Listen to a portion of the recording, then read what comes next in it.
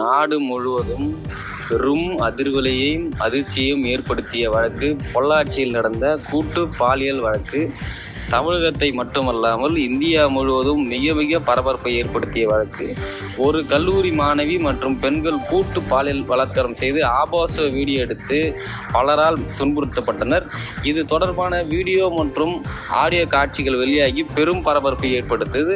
இந்த video audio காட்சிகள் 2019ஆம் ஆண்டு வெளியான நிலையில் இந்த வழக்கை பொள்ளாச்சி கிழக்கு போலீசார் விசாரித்தனர். பின்னர் சிபிசிஐடிக்கு இந்த வழக்கானது மாற்றம் செய்யப்பட்டது. பின்னர் பல தரப்பிலிருந்து இந்த வழக்கை சிபிஐக்கு மாற்ற வேண்டும் என கோரிக்கை வளர்த்ததால் இந்த வழக்கானது சிபிஐக்கு மாற்றப்பட்டது.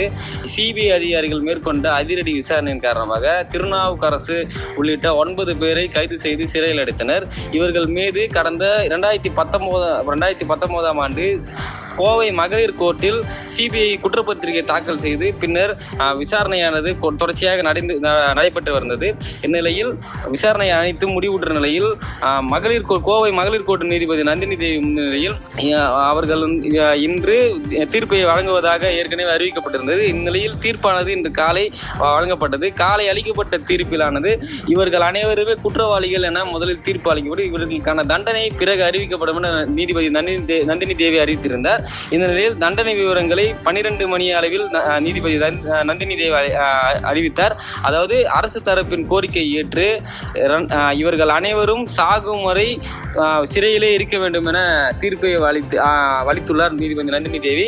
அது மட்டும் இல்லாமல் அனைவருக்கும் அபராதமும் விதித்துள்ளார். இந்த தீர்ப்பானது பெண்கள் மற்றும் குழந்தைகள் அனைவரிடமே மிகுந்த வரவேற்பை பெற்றுள்ளது.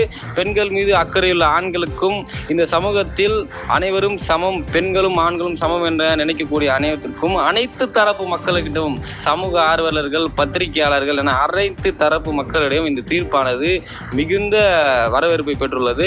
இவர்கள் குற்றவாளிகள் மேல்முறையீடு செல்வார்களா இல்லையா என்பது அடுத்து பொறுத்திருந்தார். அவர்கள் மேல்முறையீடு செல்லக்கூடிய பட்சத்தில் வழக்கில் அனைத்து சாட்சியங்களும் உறுதியாக உள்ளதால் மேல்முறையீடு போனாலும் இவர்கள் இந்த வழக்கிலிருந்து தப்ப முடியாது என பல்வேறு தகவல்கள் நமக்கு வெளிவருகின்றன.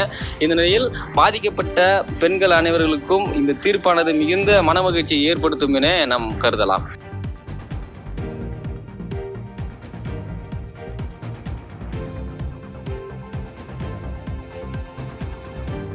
செய்திகளை உடனுக்குடன் தெரிந்து கொள்ள கீழ்கண்ட கேபிள் மற்றும் டிடிஎச் நெட்வொர்க்குகளில் எம்நாடு செய்தி தொலைக்காட்சியை காணுங்கள். பாதகம் செய்பவரை கண்டால் நாம் பயம் கொள்ளலாகாது பாப்பா.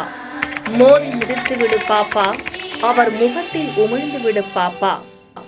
அண்மை செய்திகளை உடனுக்குடன் தெரிந்து கொள்ள இணைந்திருங்கள் எம்நாடு தொலைக்காட்சியுடன்.